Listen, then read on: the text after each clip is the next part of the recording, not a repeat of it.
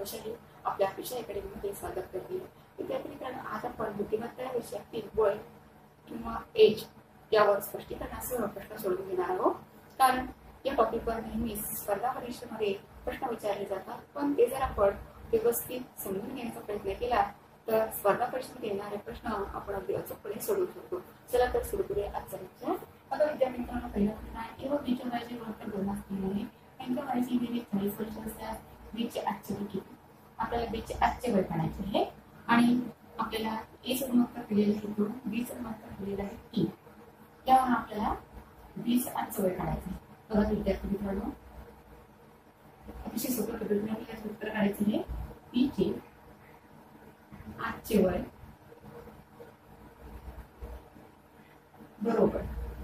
आता बघा, आपल्याला एशी संबंधित नंबर दिलेला आहे 2 आणि बीशी संबंधित नंबर दिलेला आहे 3 आणि बीचं वय विचारलेलं आहे, म्हणून आपल्याला बीशी संबंधित नंबर घ्यायचा आहे 3 आणि वयाची बेरीज म्हटलेलं आहे, म्हणून आपल्याला दोन्ही गुणोत्तरांची बेरीज करायची आहे.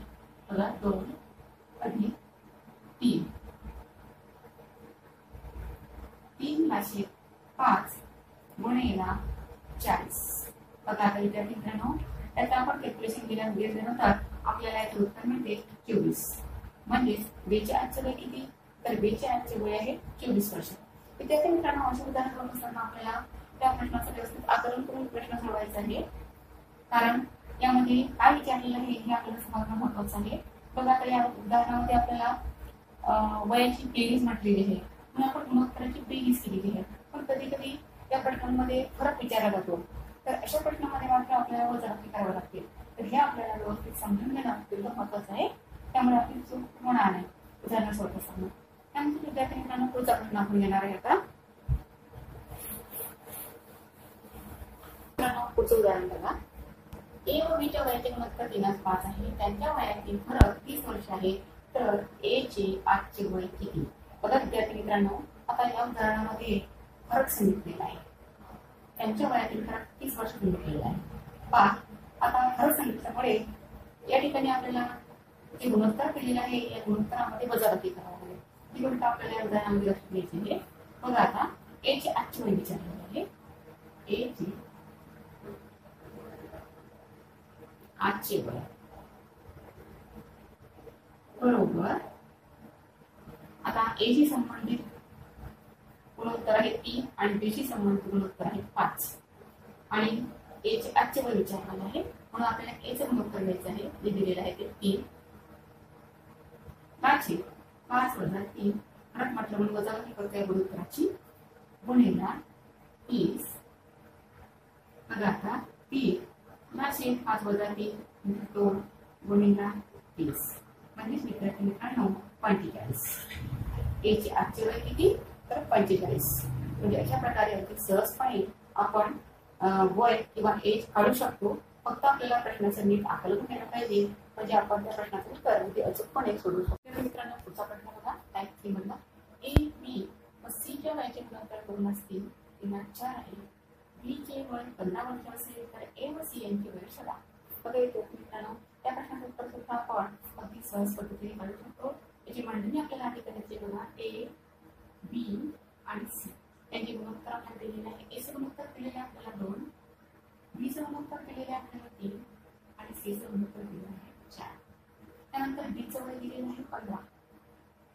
त्यानंतर ए आणि सी यांची वय आपल्याला काढायची. यावर एवढी माहिती आपल्याकडे उपलब्ध आहे. मग बघा, आता ए व सी यांची वय आपल्याला शोधायची आहे. आता आपल्याला एक लक्षात घ्यायचं आहे की जे बी चे आपल्याला गुणोत्तर दिलेलं आहे 3 आणि बी चे वय दिलेलं आहे 15, तर आपल्याला असा नंबर शोधायचा आहे की 3 बी कोणत्या संख्येला दिल्यानंतर गुणाकार 15 येईल. अशी संख्या आहे 5. म्हणजे 3 गुणिले 5 जर केलं तर गुणाकार 15 येतो. तर ह्याच पद्धतीने आपल्याला या 5 नी या दोन्ही गुणोत्तराला गुणायचं आहे. बघा विद्यार्थी मित्रांनो, यावरून आपल्याला ए आणि सी वय काढायचं आहे. ए चे वय बरोबर 5 गुणिले 2 म्हणजे 10 आणि बी चे सी चे वय बरोबर 5 गुणिले 4 बरोबर 20. बघा, ए चे वय आलेलं आहे 10 वर्ष आणि सीचे वय आलेले आहे 30 वर्ष. बघा विद्यार्थी मित्रांनो, अशा प्रकारचं जर उदाहरण आपल्याला पेपरमध्ये आलं आणि नंबर जर थोडे चेंज वगैरे असले तर आपण या पद्धतीची मांडणी करू शकतो. आणि मांडणी केल्यानंतर या नंबरनी कोणत्या संख्येला गुणल्यानंतर गुणाकार एवढा येतो हे चेक करून आपण त्या संख्येने दोन्ही गुणोत्तराला गुणून त्या पद्धतीने आपण गुणाकार करून वय काढू शकतो. तर विद्यार्थी मित्रांनो, या प्रश्नाचं उत्तर आपल्याला मिळालेलं आहे. एचं वय आहे 10 वर्ष आणि सीचं वय आहे 20 वर्ष. यानंतर विद्यार्थी मित्रांनो, पुढचा प्रश्न मध्ये अशा प्रकारचा प्रश्न विचारला जातो. बघा, ए बी च्या वयाचे गुणोत्तर 2 असून 5 वर्षानंतर त्यांच्या वयाचे गुणोत्तर 3 होईल, तर ए चे आजचे वय काढा. बघा विद्यार्थी मित्रांनो, टाईप 4 मध्ये असे प्रकारचा प्रश्न विचारला जाऊ शकतो. त्याची मांडणी आपल्याला या पद्धतीने करायची आहे. ए बी, ए चे गुणोत्तर दिलेलं आहे 2, बी चे गुणोत्तर दिलेलं आहे 3. त्यानंतर 5 वर्षानंतर बघा,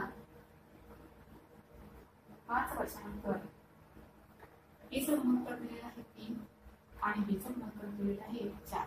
आता विद्यार्थी मित्रांनो, आपल्याला एका गोष्टीचं निरीक्षण करायचं आहे की आपल्याला हे जे गुणोत्तर दिलेलं आहे त्या गुणोत्तरामध्ये एक एकचा फरक आहे. बघा, 3, 4, 2, 3 या दोन्ही गुणोत्तरामध्ये एक एकचा फरक आहे. आणि विद्यार्थी मित्रांनो, जेव्हा त्या गुणोत्तरामध्ये एक एकचा फरक असतो तेव्हा दिलेल्या वर्षाने ज्याचे वय विचारलेले आहे त्याला गुणावे लागते. आपल्याला एचं वय विचारलेलं आहे म्हणजेच आपल्याला या 5नी 2 ला गुणावे लागेल. बघा विद्यार्थी मित्रांनो, ए चे वय, ए चे आजचे वय बरोबर 5 गुणिले 2, 5 गुणिले 2 बरोबर 10 वर्ष. बघा कशी सोप्या पद्धतीने उत्तर काढलेलं आहे आपण. आपल्याला ए चं गुणोत्तर दिलं होतं 2, बी चं गुणोत्तर दिलं होतं 3, त्यानंतर 5 वर्षानंतर आपल्याला ए चं गुणोत्तर 3 आणि बी चं गुणोत्तर 4 दिलेलं आहे. दोन्ही गुणोत्तरामध्ये एक एकचा फरक आहे आणि दोन्ही गुणोत्तरामध्ये एक एकचा फरक असल्यामुळे आपण पाहिलं की दिलेल्या वर्षाने ज्याचे वय विचारलेले आहे त्याला गुणावे लागते जर एकचा फरक असेल तर. आणि म्हणून आपण या 2नी 5 ला गुणलं आणि त्याला 10 वर्ष. म्हणजे एच्या आजचे वय किती, तर एच्या आजचे वय हे विद्यार्थी मित्रांनो 10 वर्ष.